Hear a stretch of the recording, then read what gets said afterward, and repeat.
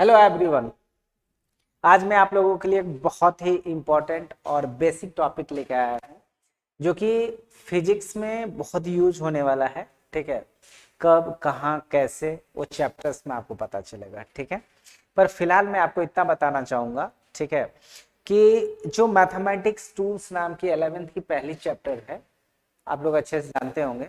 उस चैप्टर में स्पेशली जो हम लोगों को पढ़ना है वो डिफरेंशिएशन, इंटीग्रेशन एंड वेक्टर्स और डायमेंशन फार्मूला, डायमेंशंस कह सकते हैं, ट्रिगोनोमेट्री, बेसिक ज्योमेट्री।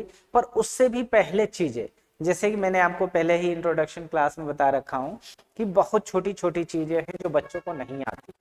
और कुछ छोटी छोटी चीजों की वजह से बच्चे फिजिक्स में डीपली नहीं सोच पाते हैं। मैंने सोचा कि हर एक बच्चे को फिजिक्स आनी चाहिए, जो भी इंटरेस्टेड है मेडिकल या इंजीनियरिंग में या नीट जेई जो भी करना चाहते हो। तो उन उन बच्चों को देखते हुए, प्रॉब्लम्स को देखते हुए मैंने फिजिक्स का बहुत ही बेसिक से टॉपिक स्टार्ट करा है। और सबसे जो बेसिक टॉपिक जो हर जगह बहुत बच्चों को याद नहीं रहता, बहुत को याद भी है, मोस्टली 9-10 पढ़ के आते हैं। तो जितने बच्चे मतलब आईटी जेई करना चाहते हैं तो ऑलरेडी अच्छे ही होते हैं पढ़ने में। बहुत ऐसे बच्चे होते हैं जो अच्छे नहीं होते पर फिर भी वो सोचते हैं ही करना है, आईटी ही करना है, पर बेसिक बेसिक मैथमेटिक्स या बेसिक फिजिक्स की वजह से वो नहीं सीख पाते हैं। तो इन चीज़ों को देखते हुए मैंने एक बहुत ही बेसिक टॉपिक लेके आया हूँ। ठीक है, और हर रोज ऐसे ही बेसिक टॉपिक रहेगा, उसके बाद फिर हम लोग चैप्टर स्टार्ट करेंगे। ठीक है, जैसा कि पिछले इंट्रोडक्शन क्लास में मैंने बताया था मेरा स्ट्रेटेजी क्या है, कैसे मैं पढ़ाऊंगा। तो आज जो हमारा टॉपिक है बेसिक अलजेब्रा है, और बेसिक अलजेब्रा में हम लोग बेसिक अलजेब्राइक आइडेंटिटीज के बारे में स्टडी करेंगे। ठीक है, तो आज का जो पहला क्लास है हम लोगों को बेसिक अलजेब्रा रहेगा। ठीक है, और यहाँ से हम लोग जैसे कि आपने बताया था कि बेसिक अलजेब्रा में जो हम लोग पढ़ने वाले हैं, इस बेसिक अलजेब्रा हम लोग सबसे पहले पढ़ेंगे अलजेब्रिक आइडेंटिटीज। अलजेब्रिक आइडेंटिटी जब कंप्लीट हो जाएगा तो फिर हम लोग थोड़ी बहुत फैक्टराइजेशन देखेंगे, जिसमें बच्चों को अक्सर प्रॉब्लम होता है। ठीक है, जब फैक्टराइजेशन कंप्लीट हो जाएगा हम लोग सीखेंगे linear equation, linear equation in one variable, and then quadratic भी सीखेंगे। फिर इन लोगों की जो बेसिक इनइक्वालिटीज होती है जो बच्चों को प्रॉब्लम करती है फिजिक्स में, वो बेसिक इनइक्वालिटीज भी देखेंगे। कुछ नंबर की सीरीज है जो फिजिक्स में यूज होता है। ठीक है, तो वो जो डायरेक्टली फिजिक्स में यूज होता है नंबर की कुछ सीरीज, उस सीरीज को भी हम आपको रिमाइंड करवा देंगे, याद करवा देंगे, आपको बहुत अच्छे से आना चाहिए ताकि आगे जा। ठीक है, और दूसरी बात सबसे important that is graph. Graph तो बहुत ही अच्छे से आना चाहिए गाइस, स्पेशली लीनियर ग्राफ आना चाहिए, मतलब लीनियर इक्वेशन की ग्राफ आनी चाहिए, ट्रिगोनोमेट्री का ग्राफ आना चाहिए, कुछ क्वाड्रेटिक का भी आना चाहिए। तो ये सारी चीजें आपको आनी चाहिए। ठीक है, इसमें जो सबसे पहले हम लोग स्टार्ट करने वाले हैं बेसिक अलजेब्रा में, इस सबसे पहले हम लोग स्टार्ट करेंगे अलजेब्रिक आइडेंटिटीज। ठीक है, तो बाकी बात किए हुए बिना बात किए हुए हम लोग स्टार्ट करते हैं अलजेब्रिक आइडेंटिटीज। It's okay. अब आइडेंटिटीज में जो हम लोग टॉपिक को कवर करेंगे गाइस, वो क्या क्या करेंगे। जैसे आइडेंटिटीज को समझने के लिए हम लोग कुछ कुछ चीजें, बहुत बेसिक चीजें हैं, सबको आती भी होगी, मैं बस आपको रिवीजन करवाऊंगा। ठीक है, तो सबसे बेसिक चीजें जो है दैट इज वेरिएबल। वेरिएबल को डिवाइड आपको बताऊंगा मैं, कांस्टेंट बताऊंगा, देन अलजेब्रिक एक्सप्रेशन के बताऊंगा। जब ये सारी चीजें पढ़ेंगे सब एक दूसरे से कनेक्टेड है। ठीक है, जब आप इसके बारे में सीखेंगे and then equation, and then in equation और inequality, and after that identities start करेंगे। ठीक है, इतनी सारी चीजें पढ़ने के बाद हम लोग स्टार्ट करेंगे। सो गाइस, आपका टॉपिक वेरिएबल। ठीक है, तो वेरिएबल के बारे में आप लोग ऑलरेडी बहुत ही जूनियर क्लास से बहुत बेसिक से पढ़ते आ रहे हैं। मैं आपको आज उतना ही डीप में जाऊंगा और बहुत बेसिक से इस तरह से पढ़ाऊंगा कि आप जिंदगी में कभी से भूल नहीं सकते हैं। ठीक है, तो चलिए स्टार्ट करते हैं वेरिएबल के बारे में। वेरिएबल क्या होता है कि जब सबसे पहले मैथमेटिक्स स्टार्ट हुआ था, जहां से मैथमेटिशियन ने मैथ्स के बारे में सोचना शुरू किया, डेवलप करना शुरू किया, तो कैसे सोचा, कैसे उन्होंने किया। तो उन्होंने क्या किया कि मैथमेटिक्स को रिप्रेजेंट कर ले। सपोज कि फोर, फोर के बारे में कैसे हम जानेंगे कि फोर इसी को कहते हैं, वो क्या है, तो एक सिंबल होता है, इस सिंबल को हम लोग कहते हैं फोर। क्या कहते हैं, सिंबल को फोर। अब एक अल्फाबेट है इंग्लिश की that is X, that is Y, that is B. ये इंग्लिश की अल्फाबेट है, ठीक है। ये जो है वावल कॉन्सोनेंट जो भी है ये इंग्लिश के अल्फाबेट्स, राइट। बट इस इंग्लिश के अल्फाबेट को डायरेक्टली हम लोग क्या करते हैं, मैथ्स में यूज करते हैं, ठीक है। तो ये भी एक तरह का सिंबल है जिसे हम लोग एक्स रीड करते हैं, ये भी एक सिंबल है जिसे वाई रीड करते हैं, ये एक सिंबल है जिसे 4 रीड करते हैं, ये एक सिंबल है। बट ये कहीं का भी ग्रीक लैटिन जहाँ की भी हो, ठीक है। ये भी एक सिंबल है जिसे पाई रीड करते हैं, ये एक सिंबल है जिसे हम लोग क्या करते हैं, अल्फा रीड करते हैं। इन सब चीजों को हम लोग फिजिक्स में डायरेक्टली यूज करते हैं। तो हम लोग कह सकते हैं, अगर हमें बात करनी हो तो हम लोग डायरेक्टली बोल सकते हैं मैथमेटिकल सिंबल्स, मैथमेटिकल सिंबल्स या फिजिक्स में यूज होने वाले सिंबल्स, ठीक है। यहाँ मैथमेटिकल सिंबल यूज किया है, कोई दिक्कत नहीं, मैथमेटिक्स ही रहने दीजिए, ठीक है। तो मैथमेटिकल सिंबल किसकी बात कर रहे हैं हम लोग, मैथमेटिकल सिंबल, ठीक है। कह रहे numerical value is not fixed. मतलब न्यूमेरिकल वैल्यू, ऐसे मैथमेटिकल सिंबल जिसकी न्यूमेरिकल वैल्यू फिक्स नहीं होती है उसे क्या कहते हैं, उसे कहते हैं वेरिएबल। फॉर एग्जाम्पल, अगर आप कुछ कुछ चीजों के बारे में बात करो, जैसे अगर मैंने कहूं कि आपको मैंने एक्स रुपीज दिए एक्स रुपीज, तो आप क्या समझोगे इसका मतलब, मैंने आपको 5 रुपीज दिए, 10 रुपीज दिए, इनमें से कितने रुपीज दिए, तो आप कैसे कर सकते हैं, आपने एक्स रुपीज दिए और एक्स मतलब तो 5 भी नहीं हो सकता, 7 भी, कुछ भी हो सकता है। तो मतलब x की कोई एग्जैक्ट वैल्यू फिक्स नहीं है, 5, 7, 10 कुछ भी एग्जैक्ट वैल्यू फिक्स नहीं है। तो इसको, जिसकी एग्जैक्ट वैल्यू नहीं फिक्स हो और हम लोग मैथ्स में यूज करते हैं ऐसे सिंबल को, या फिजिक्स में यूज करते हैं ऐसे सिंबल को, क्या कहते हैं हम लोग, वेरिएबल। मतलब x एक वेरिएबल होगा।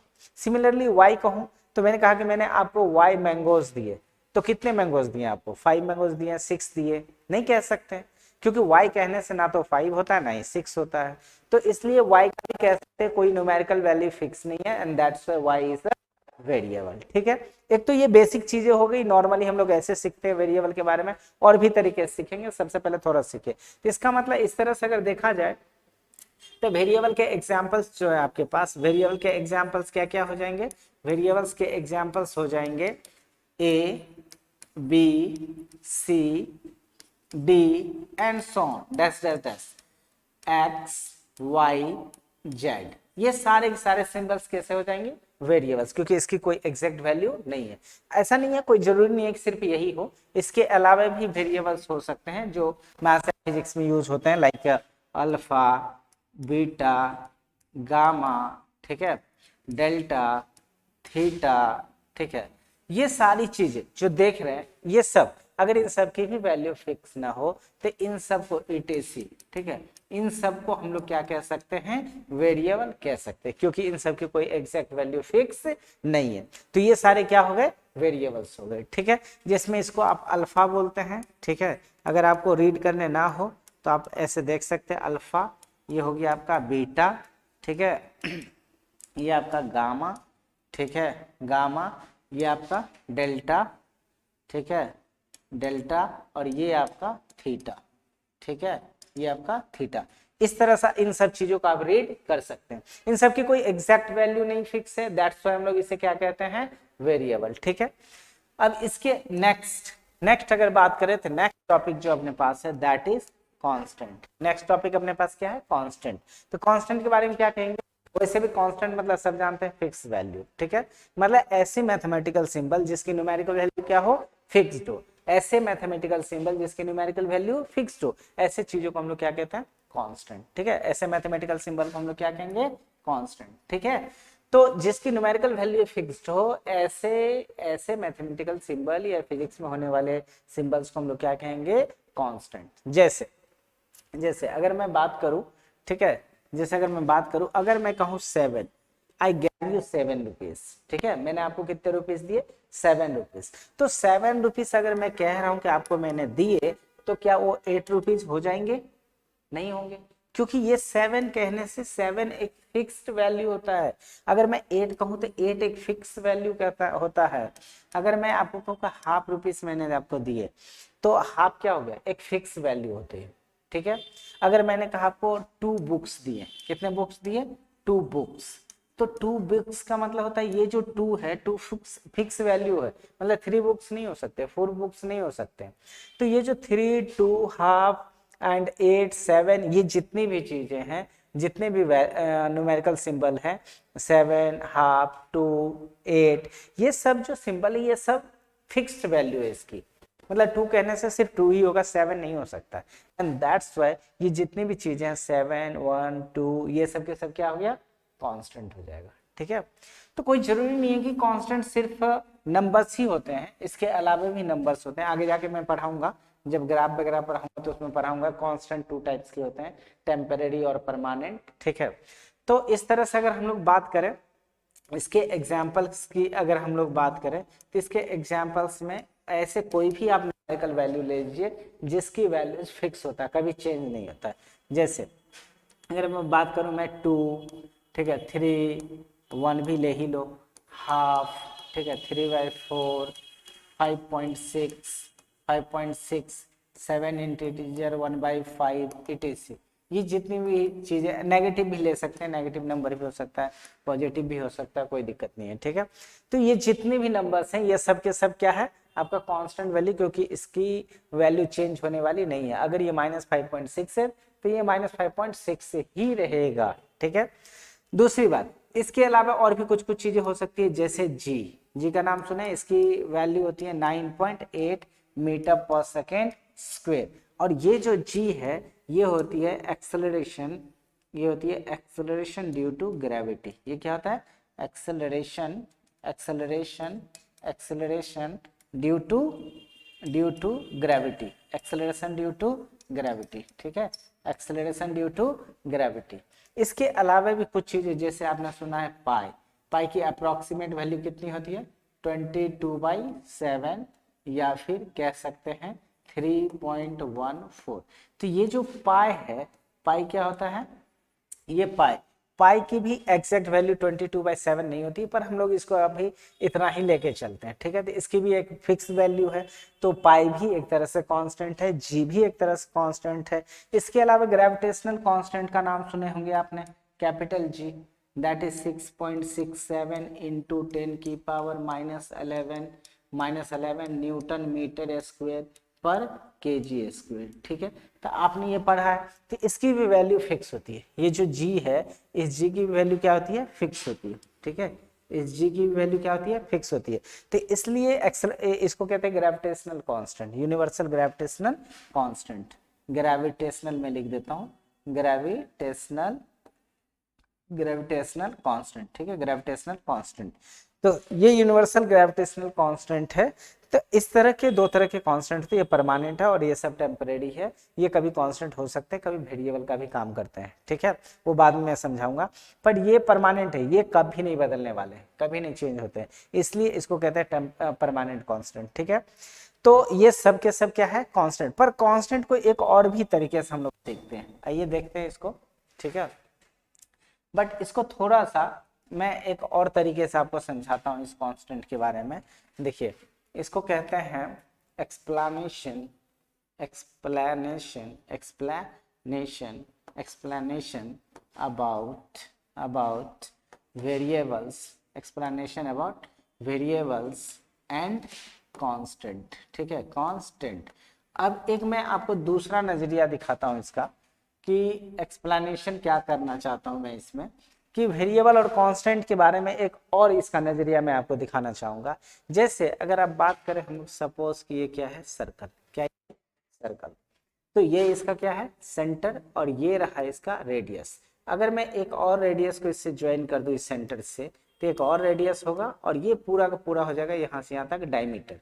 मतलब कि डायमीटर इक्वल टू, सबको पता है कितना होता है, 2। डायमीटर इक्वल टू कितना होता है, 2r। डायमीटर इक्वल टू क्या होता है, 2r। अगर इसके बारे में थोड़ा सा अगर हम लोग सोचे, तो सपोज कि ये मान लो, ये क्या है, ये सपोज कि एक मैंने टेबल बनाया। इस टेबल में मैं क्या समझाना चाह रहा हूँ, कि इसको मैं कंसीडर कर लेता हूँ r, और इसकी कंसीडर कर लेता हूँ 2। अगर मैं रेडियस r रखूं, तो r की जगह अगर 1 रखोगे तो 1 × 2 दैट इज 2, कितना आ जाएगा, 2। अगर मैं यहाँ पर 2 रख दूं, तो इसमें 2 रखोगे, 2 2 जा कितना हो जाएगा, 4। अगर इसमें 3 रखूं r की जगह, तो 3 2 जा 6।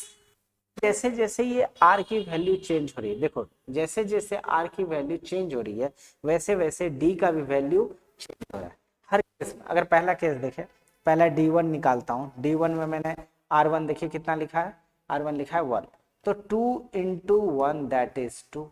अगर मैं d2 निकालू तो 2 इंटू, इस बार r की वैल्यू कितना रखा है मैंने 2, तो 2 पुट करेंगे 2 2 जा 4। देखो जब r मैंने 1 रखा तो d आया है 2, जब r मैंने 2 रखा तो आपका d आया है 4। सिमिलरली अगर d3 निकालूं तो 2 इंटू r इस बार कितना रखे 3, जब 3 रखे तो d कितना आया है 6, d कितना आया 6। मैं अगर आपको बताना चाहूं कि हर केस में देखो ये 1 चेंज हो रहा है, 2 चेंज हो रहा है, 3 चेंज हो रहा है, मतलब r की वैल्यू धीरे धीरे क्या हो रही है, चेंज हो रही है। और जैसे जैसे r की वैल्यू चेंज हो रही है सिमिलरली d का भी वैल्यू क्या हो रहा है, साथ में चेंज हो रहा है। मतलब कि इसकी वैल्यू, r की वैल्यू फिक्स नहीं है और d की भी वैल्यू फिक्स नहीं है, और जिसकी वैल्यू फिक्स ना हो उसे क्या कहते हैं हम लोग, वेरिएबल। ठीक है, क्या कहते हैं, वेरिएबल। तो ये जो आपका d है और ये जो आपका r है ये क्या हो जाएंगे, ये हो जाएंगे वेरिएबल्स। क्या हो जाएंगे, वेरिएबल्स। बट गाइस थोड़ा सा 2 के बारे में सोचो, जब 1 था r तब पर भी ये 2 ही था, जब r 2 हो गया तब पर भी 2 ही था, जब r3 हो गया तब पर भी ये 2 ही था। मतलब ये 2 कहीं पर भी चेंज नहीं हो रहा है। इसकी अगर बात करें, जरा देखो इसे गौर से, तो ये 2 कहीं पर भी चेंज नहीं हो रहा है, और जो कभी चेंज नहीं होता है उसे क्या कहते हैं, उसे कहते हैं कांस्टेंट। दैट मीन्स ये जो आपका 2 है ये क्या हो जाएगा, कांस्टेंट। क्या हो जाएगा, कांस्टेंट। सिमिलरली इसी तरह से अगर मैं और भी एग्जांपल दूं तो जो सर्कल के सरकमफेरेंस होते हैं वो सरकमफेरेंस किसके इक्वल होता है, दैट इज 2 पाई r। किसके इक्वल होता है, 2 पाई r। तो आपको अगर मैं क्या नाम है बात करूं, फिर से एक टेबल बनाऊं, ठीक है, फिर से एक टेबल बनाऊं, ठीक है, फिर से एक टेबल बनाऊं और इसमें लिख दूं r और इसमें लिख दूं c, इसमें लिख दूं c और r की वैल्यू 1 लूं, r की वैल्यू कितना लूं, 1 लूं, तो c1 सबसे पहले मैं फाइंड करके दिखाना चाहूंगा। c1 मतलब r1 के लिए पहला 1 जब रखा तो 2 इंटू पाई की वैल्यू 22/7 ले लेते हैं, 22/7 इंटू कितना हो जाएगा r कितना है 1, final answer 22 into 2 that is 44/7, 44/7। अब अगर मैं कहूं कितना आया 44/7, 44/7। नहीं तो एक काम करते हैं, ऐसा नंबर लेते हैं कि एग्जैक्ट वैल्यू आए, ठीक है, आपको भी प्रॉब्लम ना हो, मुझे भी दिक्कत ना हो और एग्जैक्ट नंबर आए। ठीक है, मैं यहाँ पर लेता हूँ आर की वैल्यू 7। जब आर की वैल्यू 7 लोगे तो ये 7 7 कैंसल और ये आ जाएगा 44। ठीक है, 7 7 कैंसल और आर कितने, C1 कितनी आ गई 44, तो ये आ गया आपका 44। अब मैं कह रहा हूँ 7 की वैल्यू लेता हूँ 14, कितना लेता हूँ 14। तो जब C2 आप फाइंड करोगे तो ये हो जाएगा 2 इंटू 22/7, 22/7 इंटू 14। इस बार r की वैल्यू हमने कितना लिया 14, तो इसको जब सॉल्व करोगे तो ये 2 जाएगा, 7 2 जा 14 और इसे सॉल्व करोगे तो 2 2 जा 4, 4 2 जा 8 और फिर 4 2 जा 8 मतलब 88। जब 14 लिया तो ये कितना आ गया 88। ठीक है, सिमिलरली इस बार C3 की बात करता हूं मैं और इस बार 2 इंटू ये तो 22/7 ही रहेगा इंटू 14, जो रेडियस 14 लिया था इस बार मैं 21 लेता हूं। ठीक है, जब 21 लोगे ये कितना टाइम में कटेगा 7 3 जा 21, तो इस बार सॉल्व करेंगे 3 2 जा 6, 6 2 जा 12 एंड 6 2 जा 12, 12 1 13, 132। मतलब इस बार आएगा ये 132। कितना आएगा 132। आपने क्या देखा कि जैसे जैसे इस r की वैल्यू चेंज हो रही है वैसे वैसे इस c की भी वैल्यू क्या हो रही है, चेंज हो रही है। मतलब कि r और c की वैल्यू फिक्स नहीं है, और जिसकी वैल्यू फिक्स नहीं होती है उसे हम लोग क्या कहते हैं, उसे कहते हैं हम लोग वेरिएबल। ठीक है, मतलब ये जो c है और ये जो r है ये दोनों को क्या बोलेंगे हम लोग, वेरिएबल। क्या कहेंगे, वेरिएबल। पर जरा गौर से अगर आप देखोगे तो जब r7 था तब पर भी ये 2 ही था और ये 22/7 ही था। जब क्या नाम है r मैंने 14 लिया फिर भी ये 22/7 ही था और ये 2 ही था। और इसकी बात करें जब मैंने r को 21 लिया फिर भी ये पाई की वैल्यू 22/7 ही था और ये 2 ही था। ठीक है, मतलब आप इस बात से क्या सीख रहे हैं कि ये वैल्यू हर केस में r बड़ा हो रहा है, d बड़ा हो रहा है, छोटा हो रहा है, हर केस में 2 और 22/7 हर जगह फिक्स है, कहीं चेंज नहीं हो रहा है। तो ऐसे केस में हम लोग कह सकते हैं ये जो 2 पाई है इसको हम लोग क्या कहेंगे, इसे कहेंगे कांस्टेंट। क्यों? क्योंकि ये अपनी वैल्यू इसकी कहीं पर भी चेंज नहीं हो रही है। सिमिलरली अगर कुछ चीजें और ले सकते हैं, जैसे वॉल्यूम ऑफ क्या ले लोगे, सबसे पहले वॉल्यूम में मैं आपको सिलेंडर लेके दिखाता हूँ। ठीक है, वॉल्यूम ऑफ सिलेंडर, तो वॉल्यूम सिलेंडर के बारे में आप जानते ही हो। ठीक है, कितना हो जाता है 1/, ये जो सिलेंडर है ये सिलेंडर के बारे में आप जानते हो, इसमें टोटल कितने कोण बनते हैं, इसमें टोटल कितने कोण बनेंगे।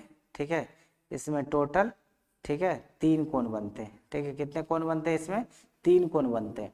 और ये क्या होता है, कोण का क्या नाम है, 1/3 होता है। इसकी वॉल्यूम की बात करेंगे तो कितना हो जाएगा इसका वॉल्यूम 1/3। ठीक है, तो ये कितना हो जाएगा, एक कोण का, जैसे कोण आपने देखा होगा, ये जो कोण है तो एक सिलेंडर में टोटल कितने कोण होते हैं, 3 कोण होते हैं। मतलब सिलेंडर का जो वॉल्यूम होगा उसके वॉल्यूम का क्या हो जाएगा, 1/3 हो जाएगा इसका कोण का वॉल्यूम। ठीक है, तो मैं अभी आपको बताना चाहूंगा ये जो वॉल्यूम ऑफ हमें सिलेंडर चाहिए क्या था, पाई r स्क्वायर h, कितना था, पाई r स्क्वायर h। ठीक है, तो ये हो गया किसका वॉल्यूम, सिलेंडर का।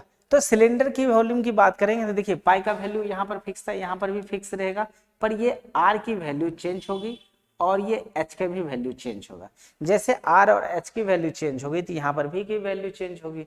मतलब कि इस बार वेरिएबल कौन कौन हो जाएंगे, v, r एंड h, पाई हो जाएगा कांस्टेंट। सिमिलरली अगर वॉल्यूम ऑफ ये सिलेंडर था ये, अगर ये कोण की बात करें वॉल्यूम ऑफ कोण, तो ये कितना होता है 1/3 पाई r square h।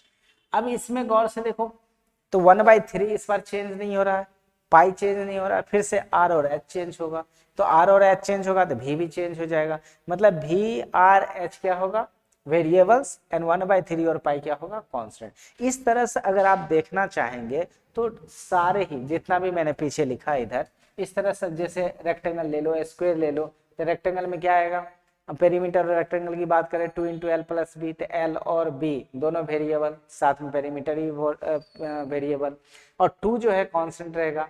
Perimeter of square की बात करें तो 4 टाइम्स ऑफ a होगा, a is the side of square, तो उस केस में 4 जो है हर केस में फिक्स रहेगा, पर a और p फिर से चेंज होगा।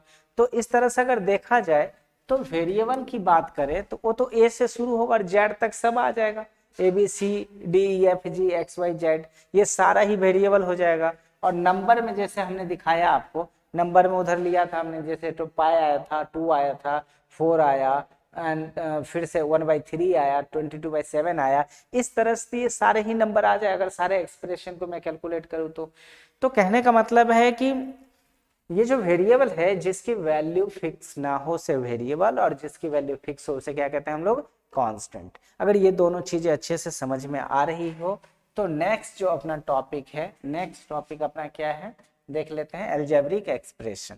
नेक्स्ट टॉपिक क्या है अपना, अलजेब्रिक एक्सप्रेशन। ठीक है, जो नेक्स्ट टॉपिक है हम लोगों का वो क्या है, अलजेब्रिक एक्सप्रेशन। ठीक है, तो हम लोग अब जो सीखने वाले हैं वो क्या सीखेंगे, अलजेब्रिक एक्सप्रेशन। और बहुत ही इंपॉर्टेंट टर्म है गाइस। ठीक है, ये कॉम्बिनेशन होता है, कह सकते हैं मान लो कि वेरिएबल ले लिया जाए, क्या ले लेते हैं, वेरिएबल्स, क्या लेते हैं, वेरिएबल्स। और अभी मैंने पढ़ा कांस्टेंट, देखा आपने सबसे पहले क्या पढ़ा, वेरिएबल, फिर क्या पढ़ा, कांस्टेंट, अब क्या पढ़ा, algebraic expression which are connected by variables and constant. दोनों किससे कनेक्टेड है, वेरिएबल एंड कांस्टेंट। तो मान लो वेरिएबल लेता है और हमने क्या लिया, कांस्टेंट, क्या ले लिया हमने, कांस्टेंट।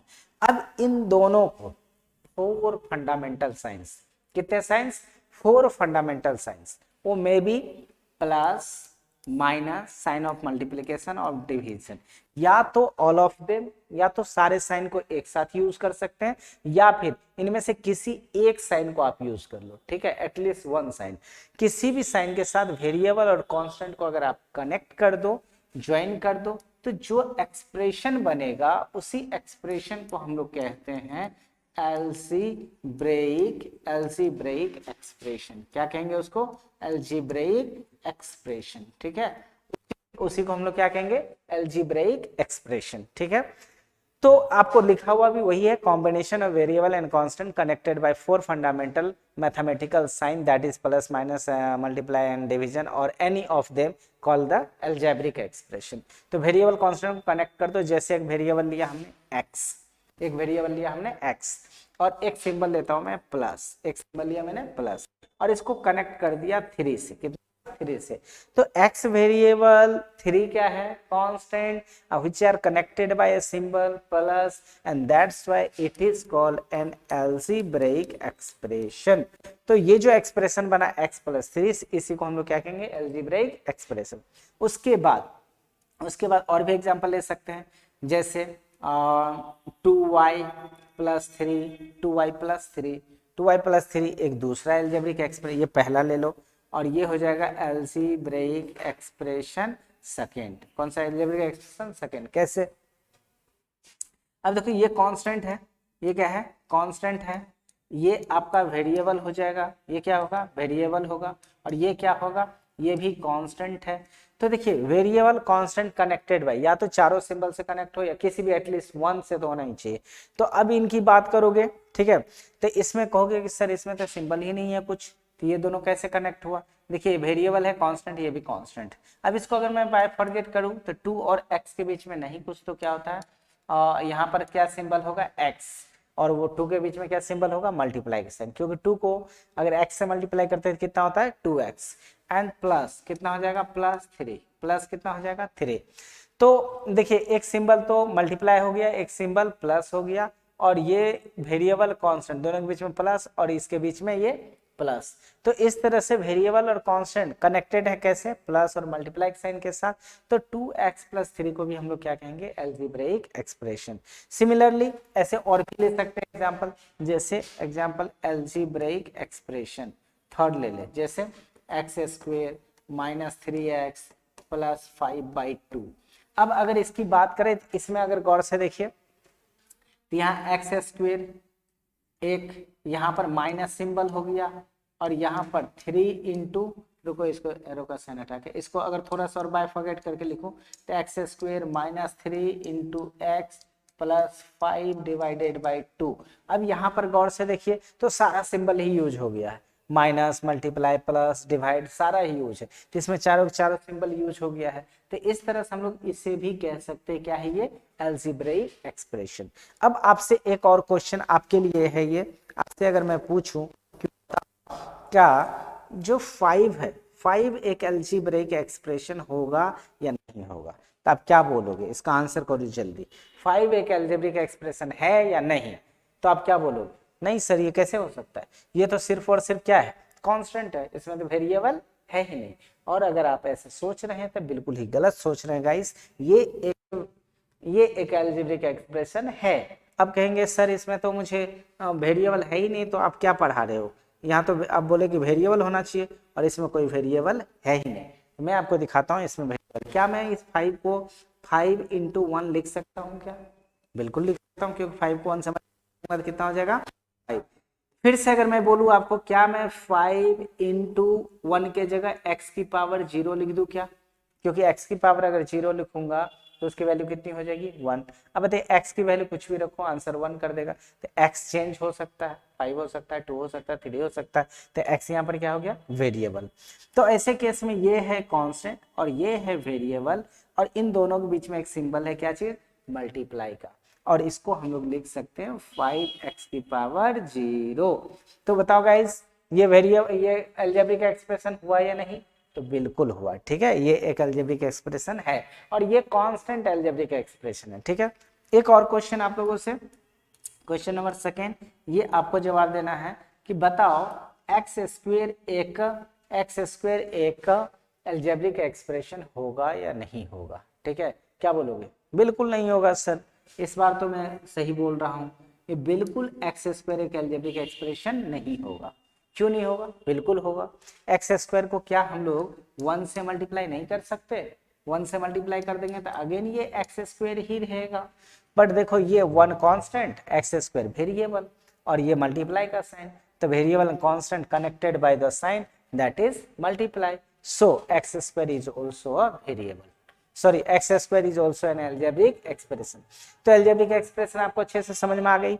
अब अगर मेरे मुंह से वेरिएबल कोई वर्ड निकलता है, कांस्टेंट निकलता है, एल्जेब्रिक एक्सप्रेशन निकलता है, तो आपको अच्छे से समझ में आ जाना चाहिए कि मैं क्या बात कर रहा हूं, ठीक है। नेक्स्ट टॉपिक जो हमारा है दैट इज इक्वेशन। क्या है ये? इक्वेशन, ठीक है। नेक्स्ट टॉपिक हमारा क्या है? इक्वेशन। तो कह सकते equality of two algebraic expression is called equation. कहने का मतलब है कि मैंने एक एल्जेब्रिक एक्सप्रेशन ले लो कोई, that is one algebraic expression one, एक और एल्जेब्रिक एक्सप्रेशन ले लो that is algebraic expression two, और अगर इन दोनों एल्जेब्रिक एक्सप्रेशन को इक्वल हमने कर दिया तो ये जो एक्सप्रेशन बनेगा इसी एक्सप्रेशन का नाम दिया जाएगा इक्वेशन। क्या नाम दिया जाएगा इस एक्सप्रेशन का? इक्वेशन। एल्जेब्रिक एक्सप्रेशन वन अगर इक्वल हो जाए एल्जेब्रिक एक्सप्रेशन टू के, तो इसी का नाम देंगे हम लोग इक्वेशन। फॉर एग्जांपल एक एल्जेब्रिक एक्सप्रेशन लिख लेता हूं मैं x प्लस 5 और दूसरी एल्जेब्रिक एक्सप्रेशन ले लेता हूं 3x माइनस 6। अब देखिए ये भी एक एल्जेब्रिक एक्सप्रेशन, ये भी एक एल्जेब्रिक एक्सप्रेशन, अब इन दोनों को मैं कर देता हूं इक्वल। अब ये जो एक्सप्रेशन बन रहा है गाइस, इसी एक्सप्रेशन का नाम होगा इक्वेशन। क्या नाम होगा इसका? इक्वेशन। इसे क्या कहेंगे? इक्वेशन। और एग्जांपल ले सकते हो आप, सेकेंड एग्जांपल और अगर मैं दिखा दूं, जैसे अगर मैं कहूं X square plus 5 equal to X minus 6। अब इसके बारे में गौर करो, ये भी एक एल्जेब्रिक एक्सप्रेशन है और ये भी एक एल्जेब्रिक एक्सप्रेशन है। ये भी क्या है? एक एल्जेब्रिक एक्सप्रेशन है। तो आपके पास दो एल्जेब्रिक एक्सप्रेशन हो गया, एक ये और एक ये। अब इन दोनों के बाद के दोनों को मैंने क्या कर दिया? इक्वल। तो ये जो फाइनल एक्सप्रेशन बना, इसी फाइनल एक्सप्रेशन का नाम होगा इक्वेशन। क्या कहेंगे इसे? इक्वेशन। तो इक्वेशन का मतलब समझ गए। अब इस तरह से आप चाहे तो कितने भी ले सकते हैं। अब कभी कभी ऐसा भी हो सकता है जैसे 2x माइनस 6 इक्वल टू 0, तो आपको इसमें तो ये एल्जेब्रिक एक्सप्रेशन, ये तो 0 हो गया, ये तो कोई एल्जेब्रिक ही एक्सप्रेशन नहीं है ये बिल्कुल भी, ये भी एक एल्जेब्रिक एक्सप्रेशन है और 0 एल्जेब्रिक एक्सप्रेशन है, जैसे कांस्टेंट एल्जेब्रिक एक्सप्रेशन है, मैंने पहले बता रखा है, ठीक है। तो ये भी एक एल्जेब्रिक एक्सप्रेशन है। अगर मान लो कि 0 नहीं, अगर कोई नंबर के भी बराबर हो जाए, जैसे 7x minus 6 equal to, suppose कि यहाँ पर 9 ले लेते हैं या 8 ले लो, ठीक है, तब लेते हैं 8। तो अब इसकी अगर बात करें तो 8 भी एक एल्जेब्रिक एक्सप्रेशन है और 7x माइनस 6 भी एक एल्जेब्रिक एक्सप्रेशन है। तो इस एक्सप्रेशन को हम लोग क्या कहेंगे? इक्वेशन। क्या कहेंगे इसको? इक्वेशन। क्या कहेंगे गाइस इसे? इक्वेशन। सो डोंट वरी, ये इसी को हम लोग क्या कहते हैं? इक्वेशन। कैसे सॉल्व करेंगे नहीं करेंगे, जब इक्वेशन की मतलब कि हम लोग स्टडी करेंगे तो उसमें डिटेल में इसके बारे में सीखेंगे। अभी फिलहाल हमें जानना था इक्वेशन क्या होता है, क्योंकि 3 वर्ड था अपने पास, इक्वेशन, इनइक्वेशन और आइडेंटिटीज। ये तीनों में हमें डिफरेंस पता होना चाहिए, इसलिए तीनों को एक साथ में समझाने की कोशिश कर रहा हूँ, ठीक है। इक्वेशन, इनइक्वेशन और आइडेंटिटीज, ठीक है। बच्चे तीनों में क्या होता है? कंफ्यूज हो जाता है। इवन कि 4 टॉपिक में कंफ्यूज होता है बच्चों को समझ ही नहीं आता है कि algebraic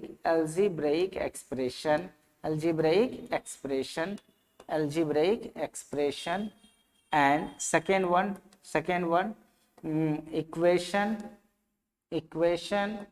third one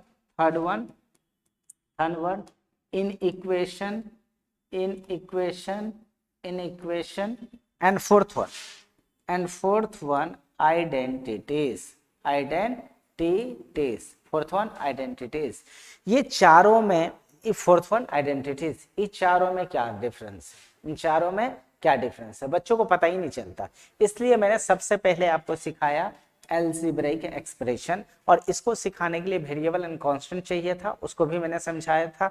इसके बाद मैंने आपको इक्वेशन अच्छे से समझा दिया। फिर अब बचा ये दोनों, इसके बारे में तो फुल डिटेल में पढ़ना ही है, उसके बारे में भी देखते हैं, अगर लिखा हुआ होना चाहिए, बिल्कुल लिखा हुआ है। इन इक्वेशन का ही दूसरा नाम क्या है? इन इक्वलिटीज। अब कह रहा कोई भी स्टेटमेंट ले लो, अगर उन दोनों स्टेटमेंट को अगर हम कंपेयर करते हैं तो कंपेयर करने के लिए कौन सा सिंबल चाहिए? या तो ग्रेटर देन चाहिए या फिर लेस देन चाहिए। कभी कभी ग्रेटर देन इक्वल टू भी होता है, कभी लेस देन इक्वल टू भी होता है। ये 4 सिंबल चाहिए जिससे हम लोग एक क्वांटिटी को दूसरे क्वांटिटी से कंपेयर कर सकते हैं, एक एक्सप्रेशन को दूसरे एक्सप्रेशन से कंपेयर कर सकते हैं। तो कह रहा है कि इनइक्वालिटीज और इनइक्वेशन क्या होता है? कह रहा है ऐसा मैथमेटिकल स्टेटमेंट जिसको हम लोग दो अलजेब्रिक एक्सप्रेशन का यूज करके सिंबॉलिकली इसके साथ कंपेयर कर सके। ठीक है, फॉर एग्जाम्पल जैसे एक स्टेटमेंट दे देता हूं मैं 2x + 5, ये एक अलजेब्रिक एक्सप्रेशन हो। दूसरा 6x - 7, और इन दोनों को मैंने कंपेयर कर दिया कि this expression is greater than this expression. तो ये जो एक्सप्रेशन बनेगा नया, जिसको हम कंपैरिजन कर रहे हैं, इसी एक्सप्रेशन का नाम हो जाएगा इन इक्वेशन। क्या हो जाएगा? इसी को क्या बोलेंगे? In equation. इन इक्वेशन का ही दूसरा नाम होगा गाइस, याद रखिएगा, इनइक्वालिटी। ठीक है, सिमिलरली कैसे भी हो सकता है ये x² - 5 6x + 7, ये भी एक एक्सप्रेशन है, ये भी एक इनइक्वालिटी है, पर ये लीनियर है, ये क्वाड्रेटिक है। ऐसे कोई जरूरी नहीं, ये मॉडुलस भी हो सकता है, x² - 6 mod x + 7। ठीक है, ये भी एक क्वाड्रेटिक है। ठीक है, पर मॉडुलस आ गया। लॉगरिथमिक भी हो सकता है, जैसे log x with base a less than 7, कुछ भी। तो इस तरह का ऐसे एक्सप्रेशन को ही हम लोग क्या कहते हैं? इनइक्वालिटीज। ठीक है, इनइक्वालिटीज मतलब दो अलजेब्रिक एक्सप्रेशन हो, लॉगरिथमिक एक्सप्रेशन हो, कोई भी हो। ठीक है, मतलब ऐसा स्टेटमेंट, ठीक है, मैथमेटिकल स्टेटमेंट जिसको हम लोग कंपेयर कर सकते हैं, या फिर कह सकते हैं उसके बीच में, दोनों स्टेटमेंट के बीच में या तो इन चारों में से कोई एक सिंबल होना चाहिए, greater than, less than, greater than equal to, या लेस देन इक्वल टू। इन चारों में से कोई भी सिंबल का यूज अगर हुआ हो तो ऐसे एक्सप्रेशन का हम लोग नाम क्या देते हैं? इन इक्वेशन और इनइक्वालिटीज। तो इक्वेशन में इक्वल का सिंबल था सिर्फ, और इन इक्वेशन में greater than, less than, greater than equal to और लेस देन इक्वल टू, इस सब का सिंबल है। ठीक है, तो ये आपको याद रखना है कि इन इक्वेशन अलग चीज है, इक्वेशन अलग चीज है, और अलजेब्रिक एक्सप्रेशन अलग चीज है। ठीक है, नेक्स्ट जो अपना टॉपिक है दैट इज आइडेंटिटीज। नेक्स्ट जो हमें क्या सीखना है? आइडेंटिटी। यहाँ से हमारी कहानी शुरू होती है, और बहुत इंपॉर्टेंट आइडेंटिटीज है। सारे आइडेंटिटीज का आपको अच्छे से याद कर लेना है, और याद रखना है उस दिन के लिए जिस समय आपको फिजिक्स में यूज करना है इस सबको। ठीक है, तो सबसे मैं आपको पहले बता दूं आइडेंटिटीज क्या होता है। तो आइडेंटिटीज एक इक्वेशन और स्टेटमेंट कह सकते हैं, किसका? इक्वलिटी का। ठीक है, that is true for all values of the variables involved in the expression called the identities। मतलब ऐसा स्टेटमेंट और इक्वेशन, जिसमें वेरिएबल्स का यूज हुआ और उस वेरिएबल के सारे वैल्यूज के लिए अगर वो स्टेटमेंट ट्रू हुआ तो उसको हम लोग कहेंगे, उसको बोलेंगे आइडेंटिटीज, अनलेस हम लोग उसको आइडेंटिटीज नहीं बोलेंगे। फॉर एग्जाम्पल सबसे पहला अगर हम लोग बात करें, सबसे फर्स्ट अगर आइडेंटिटीज की हम लोग बात करें, तो आपके पास पहला आइडेंटिटीज ये रहा। ठीक है, फर्स्ट आइडेंटिटीज ये है। ठीक है, दूसरा, अब इसके बारे में जानना है कि ये आइडेंटिटीज है या नहीं है, इसके बारे में जानना ये आइडेंटिटीज है या नहीं है, तो इसकी बात करें। ठीक है, तो इसके बारे में बात करूं, ये जो आपका फर्स्ट है, फर्स्ट नंबर का a + b = b + a is a statement, और इसमें वेरिएबल क्या यूज हुए? a और b। अब क्या स्टेटमेंट क्या है? a + b = b + a। अब पूछा जाएगा आपसे कि क्या ये आइडेंटिटीज है या नहीं है, तो आप बोलोगे बिल्कुल है सर, ये आइडेंटिटीज बिल्कुल है। पूछो कैसे? क्योंकि a और b का कोई भी दुनिया का वैल्यूज लो, ये हमेशा स्टेटमेंट ट्रू आएगा। जो कहने का मतलब a = अगर मैं ले लूं, अगर मैं कहूं कि a की वैल्यू अगर मैं ले लूं 2 और b का वैल्यू ले लूं 3, तो ये हमेशा यहाँ a अगर 2 लिया तो 2 + b की वैल्यू 3, तो 2 + 3 5, LHS में कितना है? 5। और यहाँ RHS में कितना है, b का वैल्यू कितना है 3, अब प्लस a का वैल्यू कितना है 2, तो 3 + 2 कितना आया 5। तो LHS और RHS इक्वल आ रहे हैं। अब मैंने बोला दुनिया का कोई भी वैल्यूज ले लो ए बी का, ये हमेशा स्टेटमेंट ट्रू आएगा। अब और भी कुछ ले सकते हो, जैसे ए की वैल्यू ले लूँ मैं 1 और बी का वैल्यू ले लेता हूँ -5, ठीक है। तो अब इसमें देखो ए की जगह कितना है 1, प्लस बी की जगह कितना है -5, तो प्लस माइनस माइनस, तो 1 - 5 दैट इज -4, ये 5 है गाइस, याद रखेंगे, ठीक है। ये कितना है 5, तो 1 - 5 दैट इज -4। सिमिलरली अगर मैं इसकी बात करूं RHS में, तो RHS में कितना है b कितना है -5 प्लस a कितना है 1, तो प्लस माइनस माइनस -5 और +1 दैट इज अगेन -4। तो ये और ये दोनों क्या है इक्वल। तो मतलब मैंने दो वैल्यूज लेकर के चेक कर दिया। ऐसे आप दुनिया का कोई भी वैल्यूज ले लो, हर केस में ये LHS और RHS इक्वल होगा, मतलब कि वैल्यू इस वेरिएबल के किसी भी वैल्यूज के लिए ये स्टेटमेंट को क्या कर रहा है, सेटिस्फाइड कर रहा है। इसलिए हम लोग इसको आइडेंटिटीज बोलेंगे।